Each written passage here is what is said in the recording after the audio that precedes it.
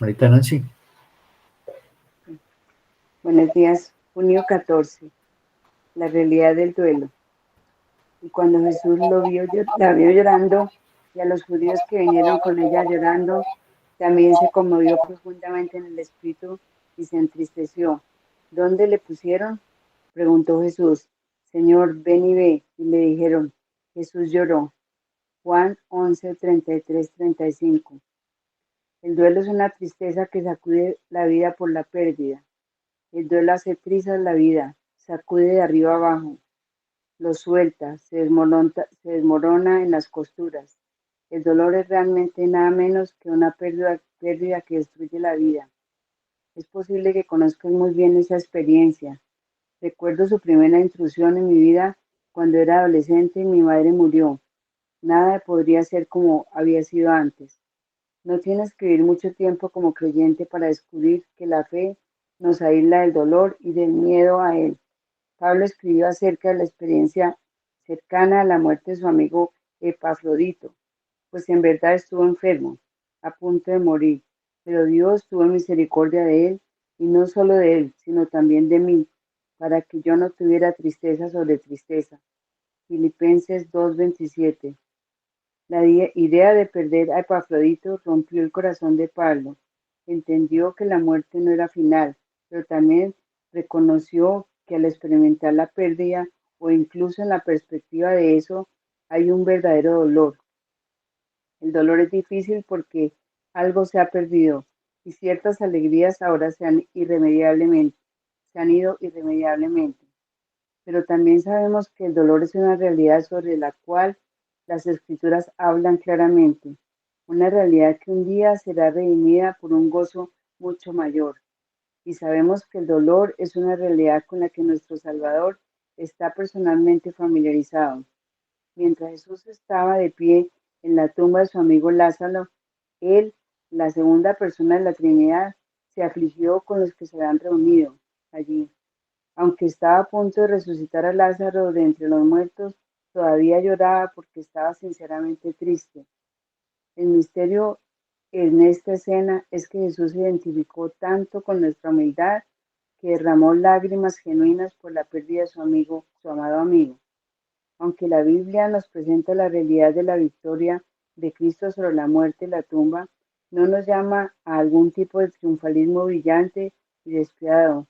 Más bien, como escribe Alec Mortier, las lágrimas son apropiadas para los creyentes. De hecho, debería ser aún más abundantes, porque los cristianos son más sensiblemente conscientes de cada emoción, ya sea de alegría o de tristeza, que aquellos que no han sabido nada de la gracia suavizante y vivificante de Dios. El hecho de que nuestros seres queridos que murieron en Cristo estén ahora con Él aligera, pero no elimina la angustia de la pérdida y la soledad. Seguimos anhelando el día en que tal dolor haya cesado. Hasta que llegue ese día podremos encontrar consuelo al saber que Jesús era un varón de dolores y experimentado en aflicción. Isaías 53:3.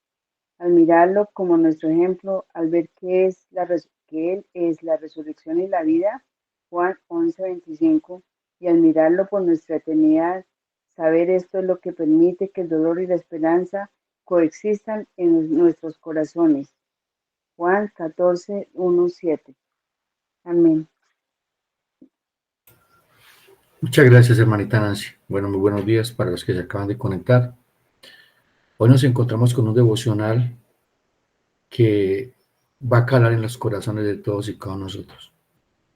Porque ¿quién de nosotros no se ha enfrentado al dolor del duelo, al sentimiento de ausencia y de ver la impotencia frente a la muerte?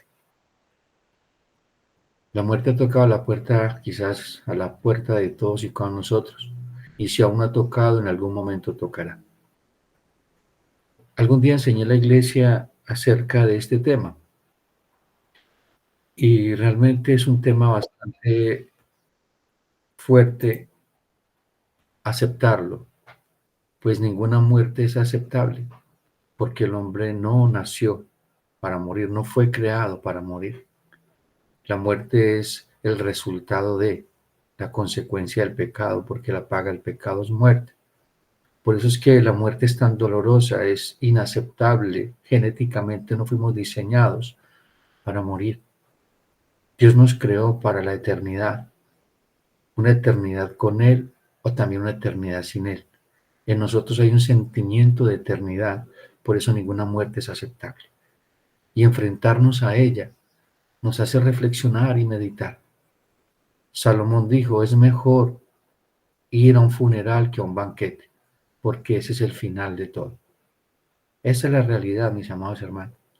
Y lo más triste es que cuando nos enfrentamos a esos momentos, evaluamos nuestro pasado, la manera que estuvimos viviendo o que estuvimos cerca de esa persona, ya sea una madre, un padre, un hermano, un hijo, un amigo. Recapitulamos nuestra vida, pero ya no hay nada que hacer. Y es parte de lo que vamos a aprender el día de hoy, porque muchas cosas del duelo no solamente la ausencia de esa persona, de no volverla a ver temporalmente para nosotros como creyentes. Triste cuando esa persona no se le predicó el Evangelio. Sabemos de que Dios es bueno y en el cielo van a haber muchas sorpresas. Nos lo enseña el mismo Lucas cuando vemos Jesús muriendo en la cruz al lado de ladrones. Si Lucas no escribe esa partecita en la Biblia, hubiéramos podido pensar de que los dos ladrones terminaron en el infierno, pero uno de ellos partió hacia la eternidad con Cristo, cuando le dice, en verdad te digo que a partir de ahora estarás conmigo en el paraíso. Por eso es que hay que predicarle a toda criatura, porque no sabemos en qué momento de la historia de esa persona el Evangelio da frutos de salvación. Nosotros solamente tenemos el deber y la responsabilidad de predicar el Evangelio, y mucho más a aquellos que amamos.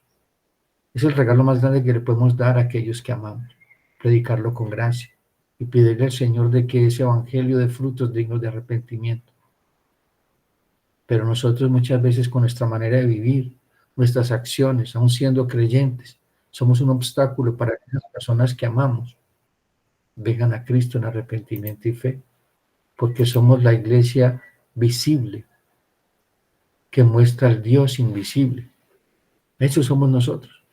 Entonces vamos a leer el texto donde está el devocional. Es la muerte de Lázaro, un amigo que amaba muchísimo a Jesús. Jesús amaba mucho a esa familia porque era un lugar, dicen muchos historiadores y teólogos, donde él descansaba. Era una familia que él amaba muchísimo.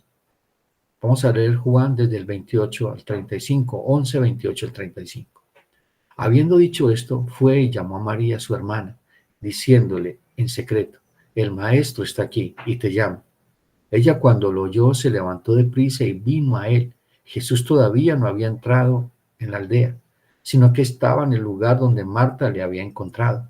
Entonces los judíos estaban en casa con ella y la consolaban. Cuando vieron que María se había levantado deprisa y había salido, la siguieron diciendo, va al sepulcro a llorar allí. María, cuando llegó a donde estaba Jesús, al verle se postró a sus pies diciéndole, Señor, si hubieses estado aquí, no habría muerto mi hermano. Jesús entonces, al verla llorando, y los judíos que la acompañaban también llorando, se estremeció en espíritu y se conmovió y dijo, ¿dónde le pusiste? Le dijeron, Señor, ven y ve. Jesús lloró. El Señor lloró. No hay realidades más tristes que la muerte y el dolor de enfrentarla cuando toca la puerta de nuestra casa o de la casa de quienes amamos. Jesús entonces al verla llorando y los judíos que lo acompañaban también llorando, se estremeció en espíritu y se conmovió y dijo, ¿dónde le pusiste? Y dijeron, Señor, ven y ve. Y Jesús lloró. Estos tres versículos que vemos aquí nos muestran en la manera tan profunda en que el Señor Jesucristo se identifica con nosotros. Esa empatía frente al dolor, aun sabiendo de que Él iba a resucitar a Lázaro, pero aún así lloraba, porque veía la tristeza tan profunda que generaba el pecado en la vida del hombre, la muerte, una muerte física, pero también la muerte espiritual, porque son dos muertes, dos separaciones. La separación más tenaz que puede pasar en la vida de una persona es la separación espiritual. Porque cuando hay esa separación espiritual, no hay conexión con la vida eterna, sino con la muerte eterna, que es lo que llaman la segunda muerte. Porque en el momento de que una persona cierra los ojos, si ha partido sin Cristo, resucitará para el juicio eterno y para ser condenado a vivir eternamente sufriendo en el infierno. Y eso es una realidad que tiene que confrontarnos a nosotros el día de hoy. ¿Realmente estamos ocupándonos de las cosas del reino de los cielos? ¿Realmente tu vida es una predicación del Evangelio? Tus acciones, tus palabras, tus actitudes, pero sobre todo con aquellos que amamos. Hay un dicho por ahí que dice que no hay cuña que más apriete que el mismo palo. Porque desafortunadamente en nuestros hogares o con nuestra familia no somos lo que tenemos que ser, hijos de Dios. Nuestro comportamiento difiere totalmente de lo que el Señor Jesucristo dijo que fuéramos. Algún día enseñé en la iglesia de que es más fácil, el lugar donde más difícil ser cristianos es en nuestro hogar. ¿Por qué? Porque nos conocen todas nuestras debilidades y nosotros también. Pero es allí donde tiene que alumbrar primariamente el Evangelio, esa nueva vida en Cristo. Nuestra familia debe ver a Cristo en nosotros, para que ellos también vengan a Cristo. La condición humana de Jesús no es solo de Dios, sino también es de hombre. Él es 100% hombre y 100% Dios. En este momento, la naturaleza humana se manifiesta totalmente abiertamente. Es el único versículo donde mostramos a Jesús llorando de una manera específica, por una razón específica, por un hombre. Aunque Jesús lloró al ver a Jerusalén como oveja sin pastor, estaba viendo a la nación. Ahora está viendo a un hombre, a un amigo muy cercano a él, llorando al ver el dolor de María, de los otros que le acompañaban. Jesús dice que se estremeció a sí mismo interiormente y añade el espíritu. El Señor de forma voluntaria hace suya como hombre la tristeza de esta familia. Toma el dolor de ellos en su corazón y se identifica con este dolor. Por eso que te digo, amado hermano, amada hermana, si estás pasando por este momento o pasarás en este momento, Dios es Dios de toda consolación. Jesucristo es Dios y está contigo y estará contigo en medio de ese dolor de enfrentar la partida de un ser querido. Pero ora al Señor que no te quede en tu corazón el peso de no haberle predicado el Evangelio, porque es muy triste, es muy doloroso. Yo algún día lo viví siendo pastor y voy a tomarme 2 minutos de devocional para contarles algo. Había un hombre aquí en Sevilla, un anciano, un habitante de calle. Incluso hasta era bien curioso porque se parecía mucho al hombre de Avena Quaker. Andaba con un costal en la espalda, pero no un anciano muy limpio, pero dormía en la calle, vivía en la calle. Cada vez que me lo encontraba le daba alimento o le daba para que desayunara o algo. Pero nunca le hablaba de Jesús. Un día estuvimos en el parque central de aquí, tomándonos un helado con las muchachas, con mis hijas y mi esposa. Y estuvimos con el anciano, le dimos un heladito y hablamos, nos contó toda la historia. Esa noche, bueno, nos fuimos para la casa y esa noche a la madrugada que yo me levantaba a hacer un devocional a una casa, escuchamos unas detonaciones de unos tiros, como a unas 4 cuadras de la casa. Bueno, yo salí a hacer el devocional y tenía que pasar muy cerca donde se escuchaban los tiros. Esa noche, en ese lugar donde dormía el anciano, había otro habitante de calle. Y vinieron a quitarle la vida a este habitante de calle y también mataron al anciano. Me dio una tristeza que ustedes no se imaginan, hermano, de saber que tantas veces hablé con él y nunca le prediqué el Evangelio. Espero en el Señor de que alguien haya predicado el Evangelio, pero era mi responsabilidad y no lo hice. Entonces el Señor Jesucristo se identifica plenamente con tu dolor en esos momentos. En Hebreos 4, 14 al 16 dice: por tanto, teniendo un gran sumo sacerdote que traspasó los cielos, Jesús, el Hijo de Dios, retengamos nuestra profesión, es decir, nuestra fe, lo que creemos. Porque no tenemos un sumo sacerdote que no pueda compadecerse de nuestras debilidades, sino uno que fue tentado en todo, según nuestra semejanza, pero sin pecado. Acerquémonos, pues, confiadamente al trono de la gracia, para alcanzar misericordia y hallar gracia para el oportuno socorro. Él nos socorre en esos momentos, en todo momento, y mucho más en los momentos de angustia y de dolor de la partida de un ser querido, del duelo. Es importante señalar que nuestro Señor no cambia nunca, no abandonó su naturaleza humana al acceder al cielo. En estos momentos está a la diestra del Padre, puede compadecerse de nuestras debilidades, Él es capaz de entender nuestras lágrimas igual que siempre. Dios no cambia. Él mora en nosotros por medio del Espíritu Santo. Él está contigo en todo momento, en todo lugar. Dijo que no nos iba a desamparar. Él es nuestro sumo sacerdote. Es exactamente el amigo que necesita y que necesitamos, capaz de salvar como Dios y capaz de sentir como hombre. La muerte, un enemigo que ha causado tanto dolor y angustia en el hombre, una sombra que nos persigue desde el mismo momento en que nacemos. Nacemos y empezamos a morir. La pregunta es, ¿nacemos para vivir en Cristo o para morir sin Cristo? Esa es una pregunta que tenemos que meditar el día de hoy. Es una de las que tenemos que tener en mente. La muerte para el hombre no es natural, como le decíamos ahora. Si fuera así, no habría tanta negación y dolor al enfrentarla. El no creyente incluso muchas veces se pregunta qué es lo que hace que la muerte reine sobre toda la criatura. ¿Cómo podemos evitarla? ¿Qué pasa después de la muerte? Son tantas preguntas que asaltan a nuestra mente cuando estamos en Cristo. Ahora que estamos en Cristo, plenamente convencidos de que Jesucristo ha resucitado y nosotros juntamente con Él tenemos un fortísimo consuelo, una gran esperanza. Que nuestros familiares, si parten con Cristo, los vamos a volver a ver, nos vamos a encontrar con ellos. No sé si ustedes recuerdan cuando David lloraba por la enfermedad de su hijo que tuvo con Betsabé, aunque el niño sabía, David, que iba a morir porque eso fue lo que determinó Dios como consecuencia del pecado de David. Mientras que estaba vivo y estaba enfermo, lloraba y ayunaba. Pero cuando el niño murió, dejó de llorar y dejó de ayunar.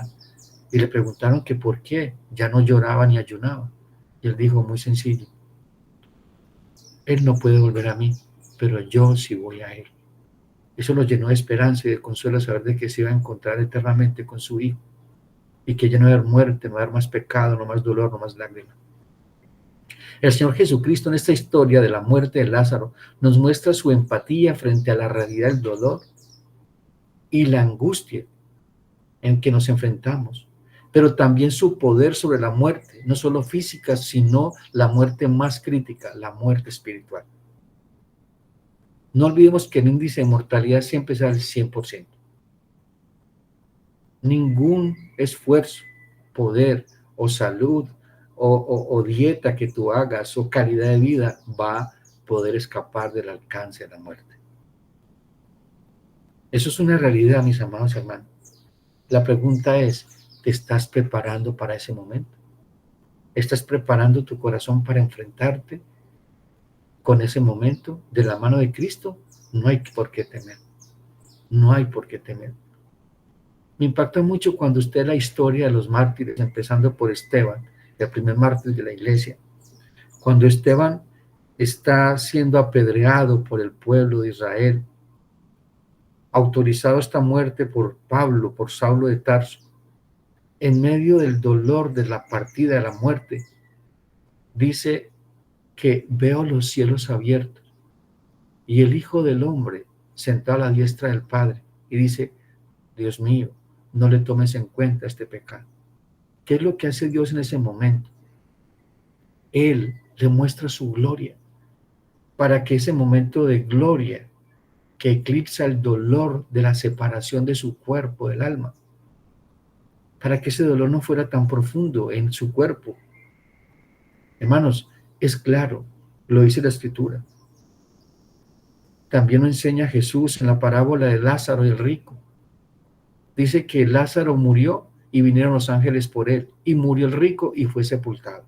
Una gran diferencia. Por Lázaro vinieron los ángeles. Lázaro fue sepultado, fue directamente al Seol. La muerte entró al mundo por causa del pecado, es su salario, la paga del pecado es muerte, lo dice Romanos 6:23. En la compañía del pecado está la muerte, es la consecuencia penal del pecado. Dios lo había determinado cuando dijo al hombre, refiriéndose a la expresión del pecado en la desobediencia de comer del árbol del fruto prohibido: el día que de él comieres, ciertamente morirás. Ciertamente morirás, o sea, no hay margen de duda. Todo hombre que nace morirá, partirá. Que la palabra muerte es separación, porque no existe la aniquilación total del alma. Eso es una mentira. Hay gente que dice, no, es que se murió, va a descansar. No. Descansa en Cristo, pero si parte sin Cristo no va a descansar. Eso es una realidad, mis amados hermanos.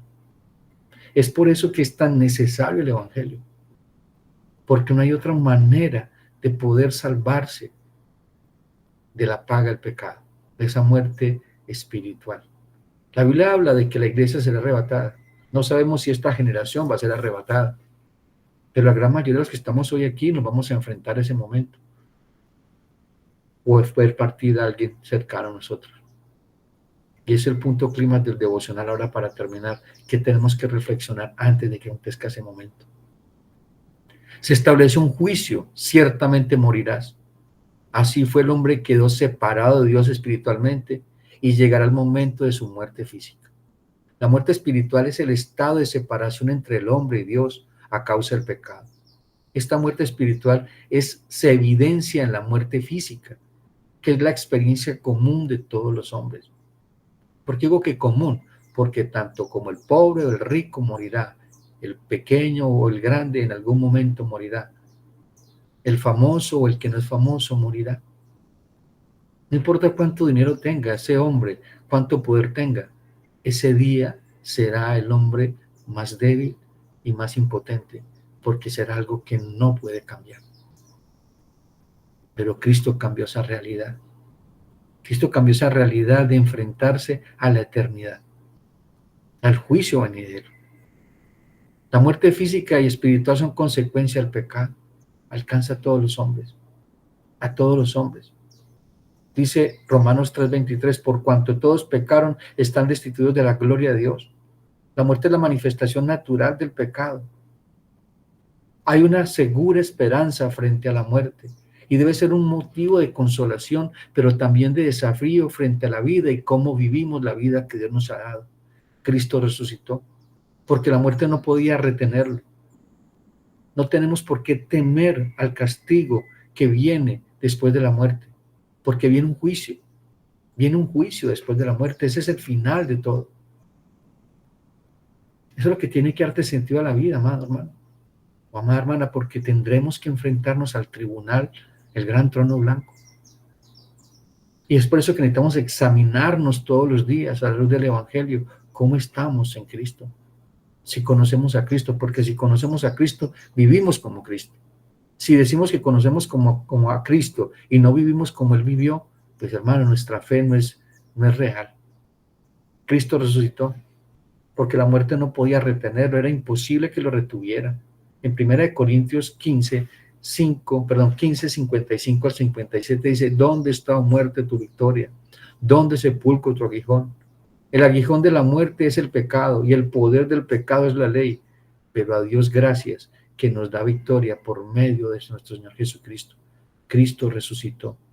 Nosotros hemos vencido juntamente con Él. Mediante Cristo el tiempo de la resurrección ha irrumpido sobre nosotros. Aquel que cree en el Hijo de Dios ha pasado de muerte a vida.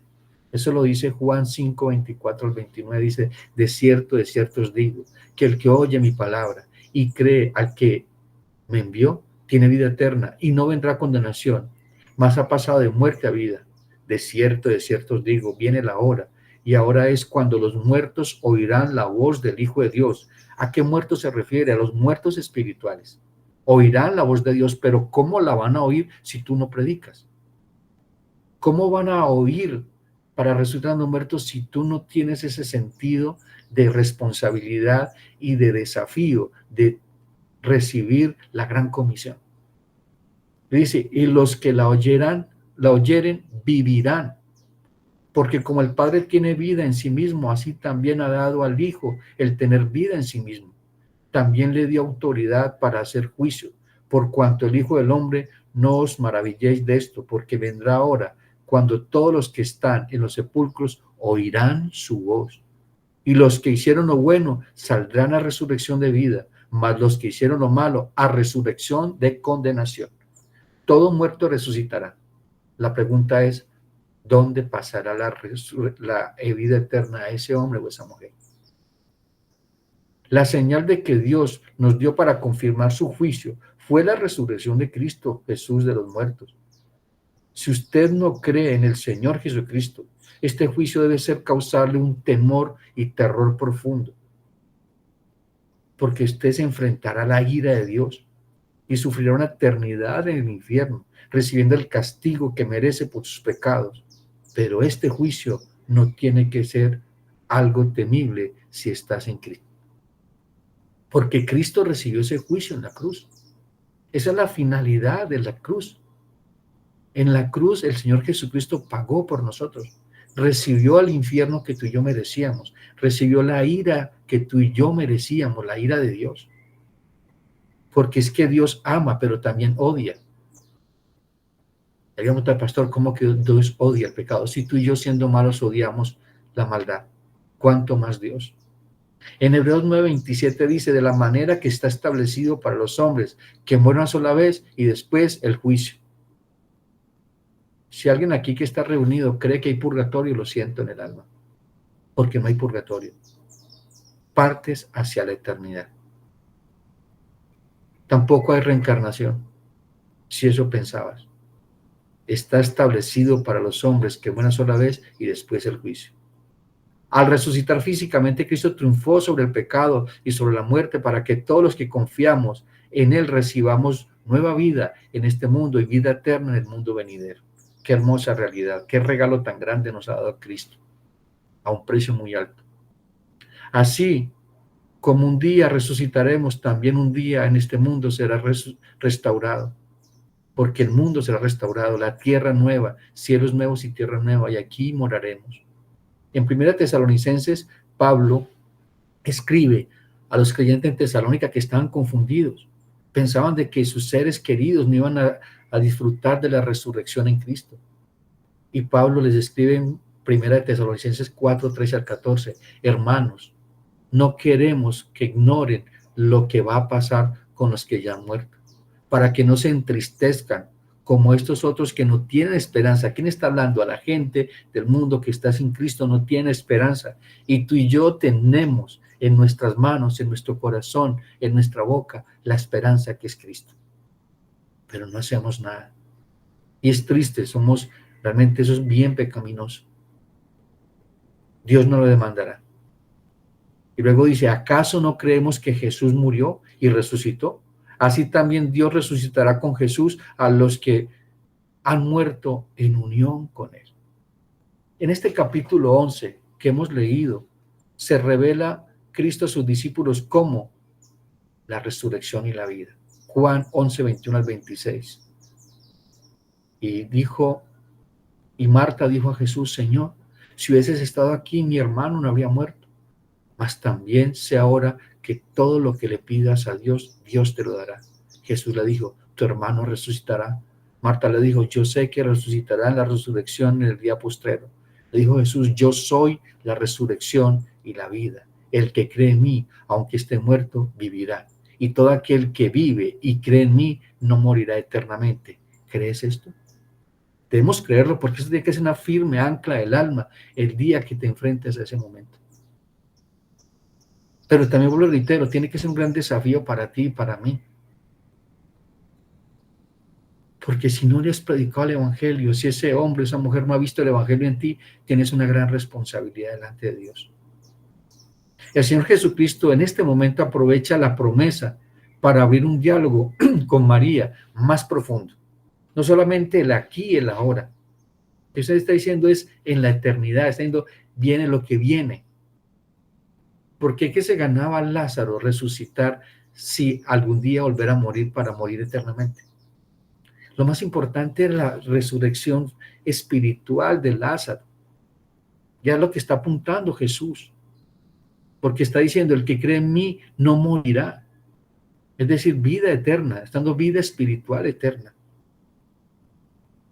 Jesús orienta la visión de Marta para que deje de considerar la tragedia del pasado y vea un futuro lleno de esperanza. Nuestro futuro está lleno de esperanza. Cristo está en nuestro futuro. Cristo está en tu pasado. Cristo está en tu presente. Pero en el futuro el Señor regresará. No sabemos cuándo, pero regresará o nosotros iremos a Él. En este versículo que hemos leído, estos versículos, 5 versículos, aparece por quinta vez la palabra el gran yo soy. De 7 que aparece en los evangelios, esta es la quinta vez. Jesús está hablando del poder y dominio que tiene sobre la muerte, porque Él es la vida. Él es el camino, la verdad y la vida. Nadie va al Padre sino por medio de Jesucristo, diciendo yo tengo el poder de la muerte, porque Él iba a resucitar, iba a tomar las llaves de la muerte en sus manos. Dice, yo tengo vida en sí mismo, porque así me lo ha dado el Padre. La vida y la fe están unidas también en esta última frase de Jesús. No es posible la vida eterna sin la fe en Cristo, es imposible. El creyente no morirá para siempre. Pasará por la experiencia de la muerte, pero siendo consolado en ese momento. Ya les enseñé que Lucas en ese momento fue consolado por Dios. Establecida para todos los hombres por la soberanía de Dios divina, pero permanece vivo en Cristo Jesús. La salvación es extensiva a todo el que cree. Vuelvo y reitero, recordemos al hombre muriendo en la cruz, el ladrón. Jesús le dijo, en verdad te digo que a partir de ahora estarás conmigo en el paraíso. El hombre dice, Señor, acuérdate de mí cuando vengas en tu reino. Pero Cristo le dice, a partir de ahora, sea aquí y ahora, estarás conmigo en el paraíso. Yo me imagino cómo sería la alegría y el gozo de ese hombre. En ese momento el dolor de la cruz, lo que estaba viviendo, fue ensombrecido, fue eclipsado por esa verdad gloriosa de decirle que sus pecados han sido perdonados y que estaría con el Rey de Reyes en el paraíso a partir de ese momento. Pues que dice que los últimos serán los primeros. Estas palabras deben alentar y reorientar nuestros pensamientos. Debemos estar pensando en una resurrección en la que nunca más podrá producirse la muerte, especialmente cuando tenemos que dar un hasta luego a uno de nuestros seres queridos, porque nos encontraremos con ellos. Hermano, no es un gran desafío y una gran responsabilidad esto.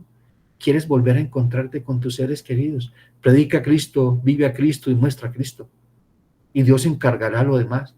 Así quizás tú no veas eso, pero allá lo verás o allá la verás. Es una realidad.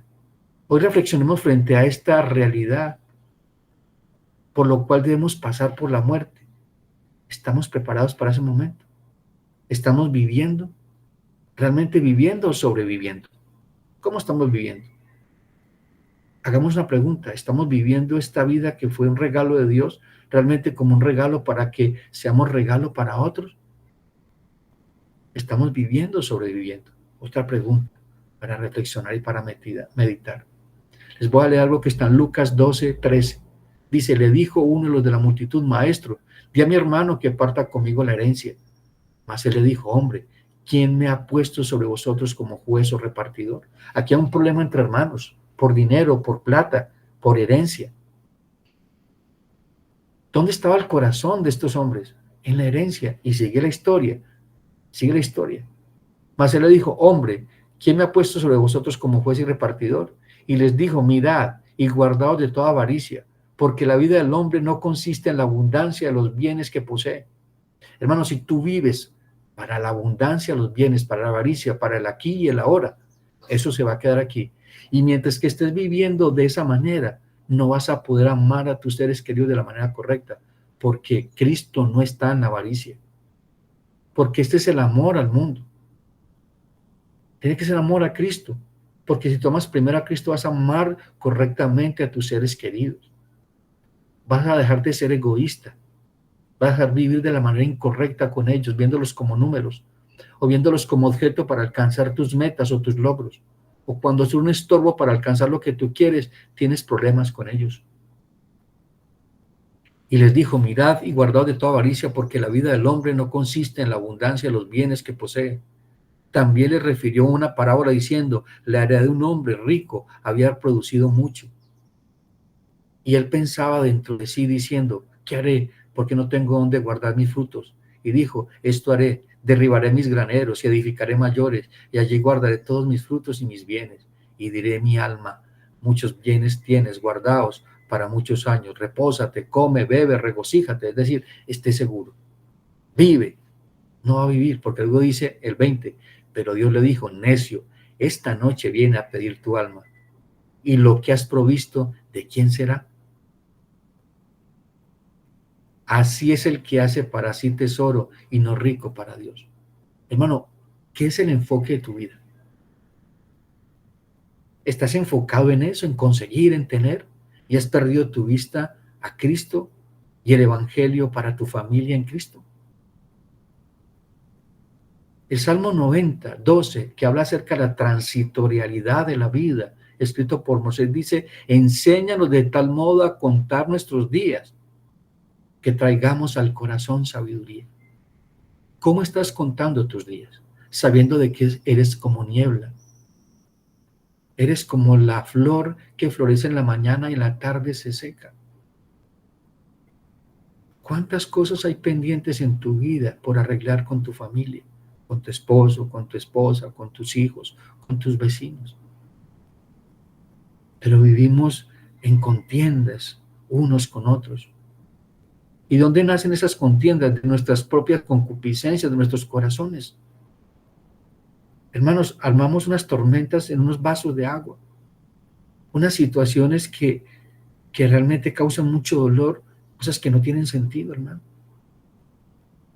Y solamente cobran sentido cuando ya está un ataúd de esa persona que decías que amabas. Hermano, si nosotros amamos a alguien, tenemos que darle lo mejor. Pero como nuestro amor pecaminoso es un amor exigente, está demandando todo el tiempo. No, el verdadero amor es dador. Es dar vida. Y vida en abundancia, porque la hemos recibido de Cristo. No solamente vida eterna, sino calidad de vida. Todos y cada uno de nosotros tenemos que rendirle cuentas a Dios. ¿Qué tienes en tu vida para satisfacer la justicia de Dios? Vuelvo y leo Hebreos 9:27, y de la manera que está establecido para los hombres que una sola vez y después el juicio. Así también Cristo fue ofrecido una sola vez para llevar los pecados de muchos y aparecerá por segunda vez.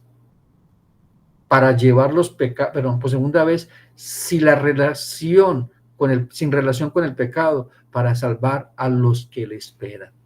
¿Estás esperando a Cristo? ¿Vives esperando a Cristo? Como creyentes sabemos de que estamos plenamente convencidos de que esta tormenta que pasa sobre todo hombre o mujer, la muerte, fue convertida en una gran bonanza de paz y esperanza por medio del Señor Jesucristo cuando resucitó. En 1 Corintios volvamos a leer 15 al 50. Pero esto digo, hermanos, que la carne y la sangre no pueden heredar el reino de Dios, ni la corrupción hereda la incorrupción. He aquí, os digo un misterio, no todos dormiremos, pero todos seremos transformados. Está hablando a creyentes. En un momento, en un abrir y cerrar de ojos, al final de la trompeta, porque se tocará la trompeta y los muertos serán resucitados incorruptibles y nosotros seremos transformados. Porque es necesario que esto corruptible se vista incorruptible. Es necesario que queremos ir al cielo, pues hay que morir. Bueno, para ir al cielo hay que morir. La pregunta es cómo vas a vivir mientras que llega ese momento para llegar al cielo. Y esto mortal se vista inmortalidad. Y cuando esto corruptible se haya vestido de incorrupción y esto mortal se haya vestido de inmortalidad, entonces se cumplirá la palabra que está escrita: sórbida es la muerte en victoria. ¿Dónde está, oh muerte, tu aguijón? ¿Dónde, oh sepulcro, tu victoria? Ya que el aguijón de la muerte es el pecado y el poder del pecado la ley. Mas gracias sean dadas a Dios que nos da la victoria por medio de nuestro Señor Jesucristo. Así que, hermanos míos, amados, estad firmes, constantes, escuchen esto, estad firmes y constantes, creciendo en la obra del Señor, siempre sabiendo de que vuestro trabajo en el Señor no es en vano. Esto es lo que motiva a todo pastor. Nuestro trabajo no es en vano. Y tiene que ser para ti una motivación. Tu trabajo en la obra del Señor no es en vano, porque tiene una gran recompensa, tiene un gran peso de gloria. Y ya para terminar, Juan, el último discípulo que queda de los 12, tiene más o menos 93 años. Está exiliado en la isla de Patmos, sufriendo, con su cuerpo totalmente quemado porque fue tirado en aceite hirviendo. Y allí está, en el día del Señor. Apocalipsis capítulo 1, 16. Mire cómo consuela Juan a Juan y a la iglesia del Señor, porque le dice a Juan que escriba. Y le dice, ¿cómo se le apareció? Dice, tenía en su diestra 7 estrellas, y de su boca salía una espada aguda de 2 filos, y su rostro era como el sol cuando resplandece en su fuerza. Cuando le vi, caí como muerto a sus pies, y él puso su diestra sobre mí, diciéndome, no temas, yo soy el primero y el último, el que vivo y estuve muerto, mas he aquí que vivo por los siglos de los siglos, amén, y tengo la llave de la muerte y del Hades. Cristo venció. Eso le está mostrando a Juan. Yo tengo el poder de la muerte y del Hades. Consuélate, Juan. Consuélate porque si vas a partir, partirás conmigo. Y te estoy esperando. Hermanos, meditemos el día de hoy. Porque quizás hoy te puedas enfrentar a este momento. De quizás ver una noticia, una situación de que partió un ser querido. Tiene que quedarte alegría y gozo saber de que le predicaste el Evangelio. Pero mucha tristeza si no lo hiciste.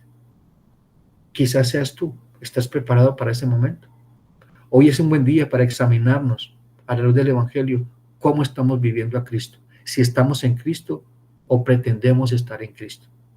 Si hay frutos dignos de arrepentimiento o no hay frutos cuando venga el Señor por nosotros.